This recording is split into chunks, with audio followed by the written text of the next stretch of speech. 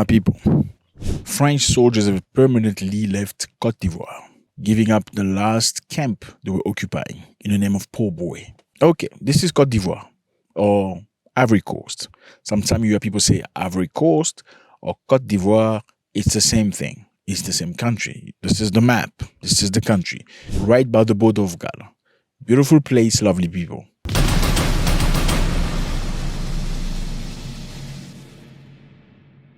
Now, French soldiers have given up their very last camp to the Ivorians. It's called Port Boué. It was occupied since a long, long time ago. And about 1,000 French military are been stationing there. About 1,000 French soldiers were deployed in Port Boué and helped fight against jihadists who launched regular attacks across the wider region. So the justification of their presence lately is because they were fighting against jihadists that launched attacks in many areas of that area. Therefore, that's why they were there. So we're going to try to find out a little bit, what does this mean? Clearly, something is happening. The French and Ivorian defense ministers signed a document to confirm the return.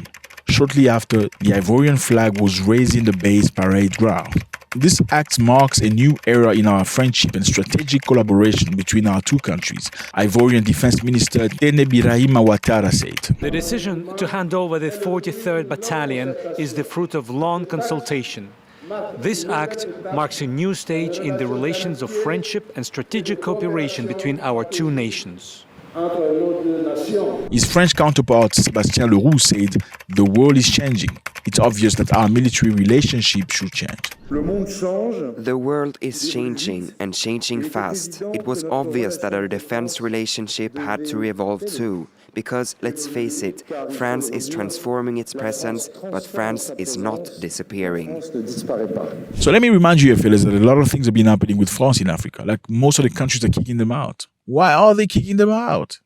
Well, the question should be, why are they still in Africa, like in 2025? For context, okay? France colonized these countries, all of these countries, yeah.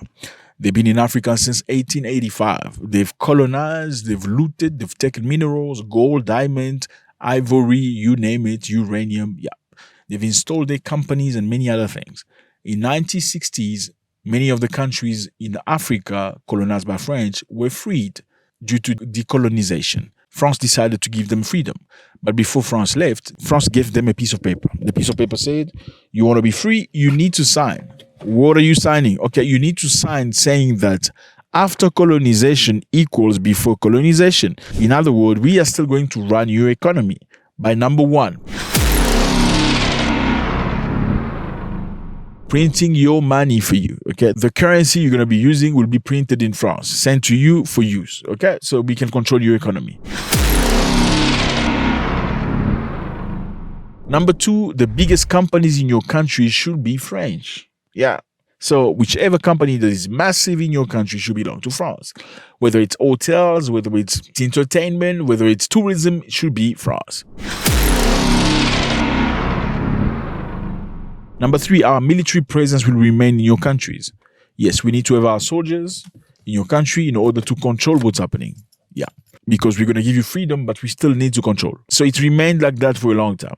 Then later on, when countries in Africa started asking questions, they say the reason why we are in Africa is to monitor terrorism.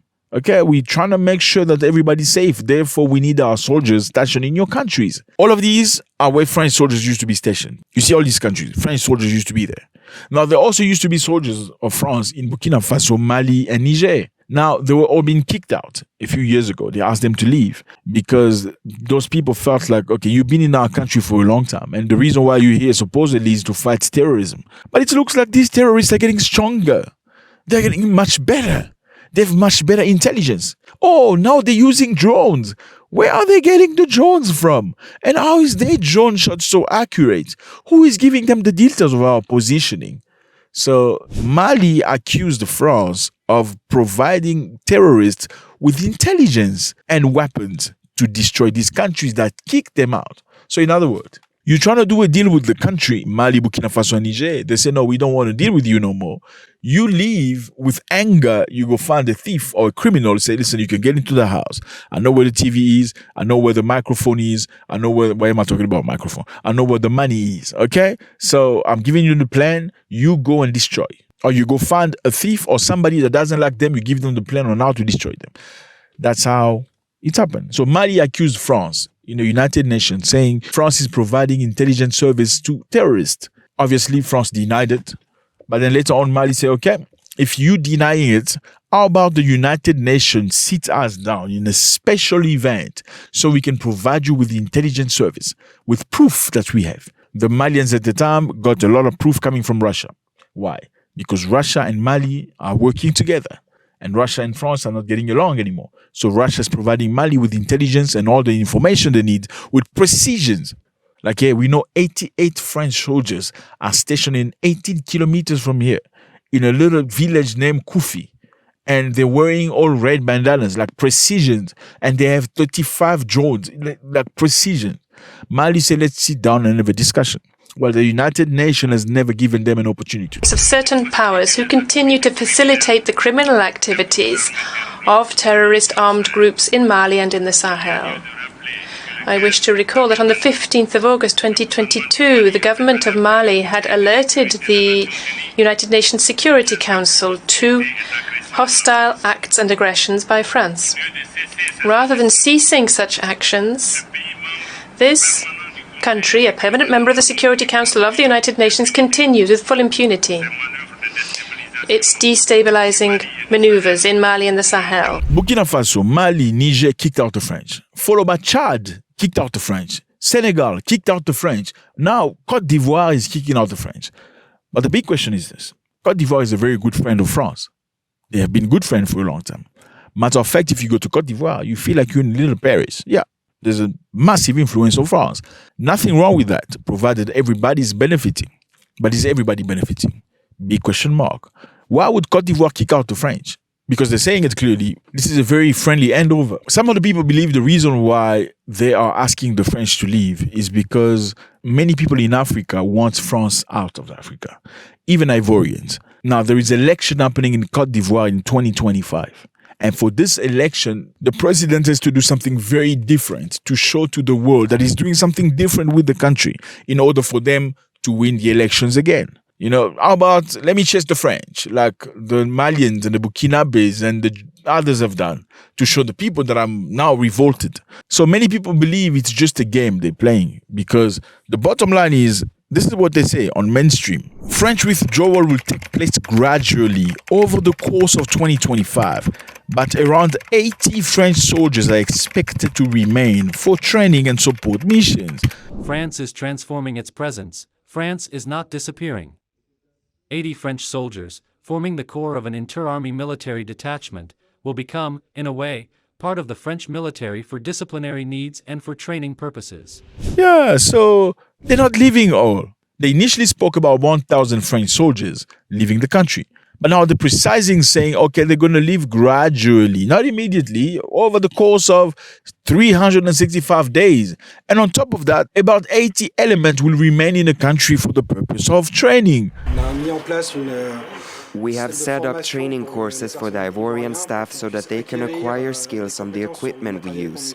These courses were initially performed in France on a smaller group of personnel. Here we can get through a lot of people quickly. Now, are they really leaving? Question mark. Is the president only doing this so his political party can win the vote and the election in 2025? Let me know how you feel about this. Does Africa really need any foreign nation to come and do something? I mean, why would you need that? If you need training, then I'm sure you will not need 1,000 trainers. You probably will need 10 maximum. You don't need 1,000 people to train your soldiers. Africa can handle itself. Africa can look after themselves. They don't need any other external forces to come and fight for them. I mean, even if you needed somebody external to fight for you, will you need them forever? You can't need them forever. You must get to a point where you say, you know what? I think I can do my own things by myself. This is the first shooting session to be carried out by the 1st Ivorian unit stationed here on the camp. We're here to support the firing director, who is an Ivorian officer. I mean, you go to school to become a doctor. You go to stages, you get to a point where there's a surgery. You're going to assist the main surgeon, right? You're going to assist him for a while. 20 times, 30 times. But eventually, you need to leave. You need to perform by yourself. That's how you say you're a surgeon, right? Same for a soldier. You cannot have another soldier who's training you for forever. He can't be there for a century. You need to eventually leave. Let me know how you feel about this. Please don't go without leaving your comment. YouTube says a lot of you guys watch videos, but you're not subscribed. Why are you not subscribed, fellas? Please, let's subscribe and make this bigger. God bless.